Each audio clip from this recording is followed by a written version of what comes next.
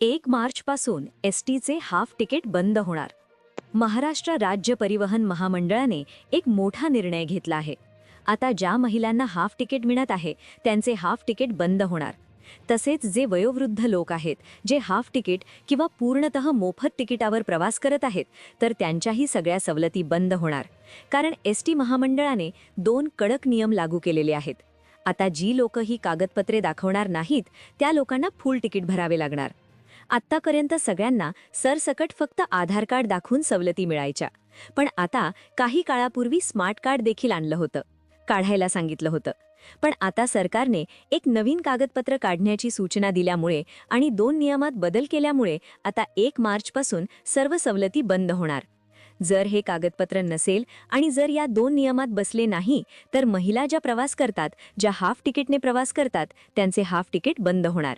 त्यांना पूर्ण पैसे द्यावे लागतील. तसेच जे वयोवृद्ध लोक जे हाफ तिकीट घेऊन प्रवास करतात किंवा अशी लोक जे 75 वर्षांच्या पुढे गेलेले आहेत आणि त्यांना पूर्ण तिकीट माफ आहे तर अशा लोकांच्या देखील सगळ्या सवलती बंद होणार आहेत. पहा की राज्य सरकारने हे 2 नियम 2024 सुरू होताच लावले होते. पण त्याची अंमलबजावणी सुरू करताना बराचसा उशीर झाला. पण अखेर मार्चमध्ये 1 मार्चपासून याची अंमलबजावणी आता अतिशय कडक पद्धतीने सुरू होणार आहे. ज्यामुळे आता जे लोक सवलतीवर प्रवास करतात, खास करून महिला ज्यांना सरसकट हाफ तिकीट करण्यात आलेले आहे तर अशा महिलांचा खूप मोठा प्रॉब्लेम होणार आहे. कारण की 99% महिलांनी हे कागदपत्र काढलेलं नाही. हे कागदपत्र नवीन आहे जे काढण्यासाठी पूर्वी सूचना देण्यात आल्या होत्या, पण लोकांनी काढलं नाही.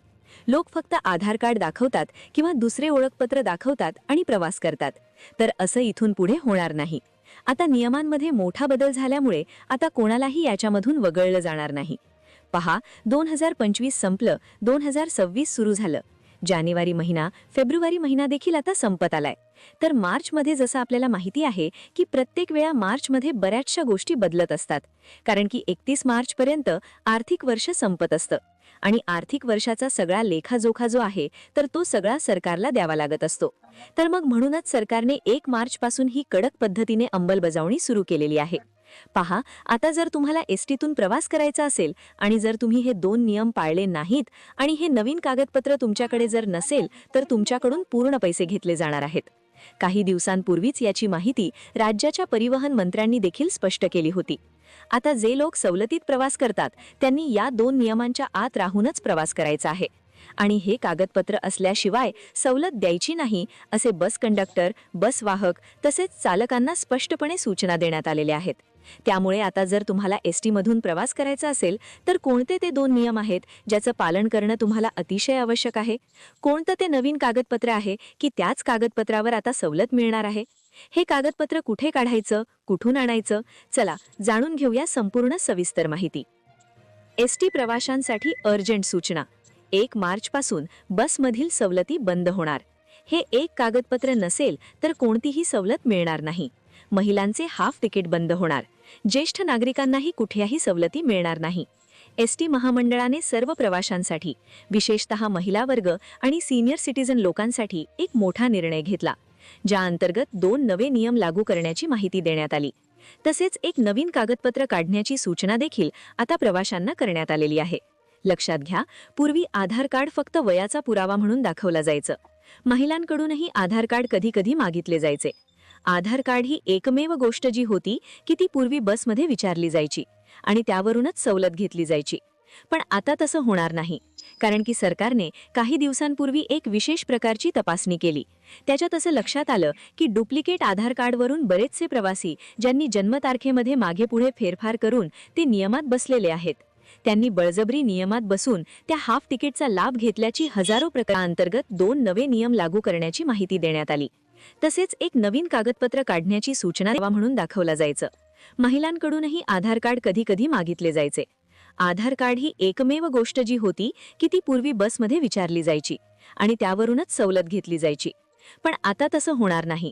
कारण की सरकारने काही दिवसांपूर्वी एक विशेष प्रकारची तपासणी केली.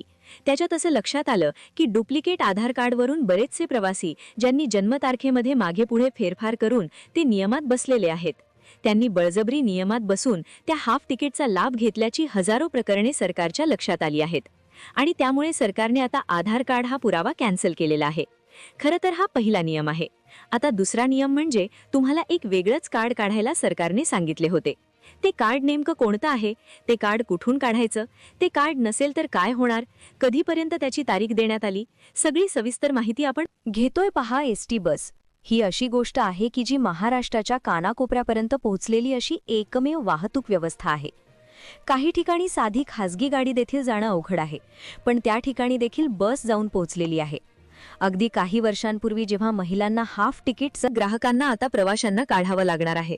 सगळ्यात महत्त्वाची गोष्ट म्हणजे हे कार्ड जे शालेय व तांत्रिक शिक्षण घेणारे विद्यार्थी असतील, त्याचबरोबर ज्येष्ठ नागरिक असतील, 50% सवलत घेणारी महिला असतील, 75 वर्षांवरील ज्येष्ठ नागरिक असतील किंवा सर्वसाधारण ज्येष्ठ नागरिक असतील, तर अशा सगळ्या लोकांना हे काढण्याची सूचना दिलेली आहे. तर अशा कार्डची आता जी आहे ते काढायला सांगितलं आहे. आता साधारणपणे हे जे कार्ड आहे, तर या कार्डची म्हणजेच NCMC कार्डची जी किंमत आहे ती 199 रुपये आहे.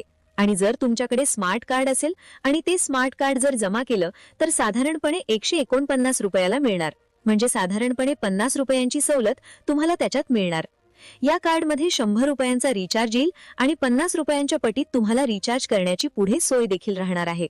तुम्ही वाहकांच्या ETI मशीन, अधिकृत संकेतस्थळ, मोबाईल ॲप किंवा नियुक्त एजंट मार्फत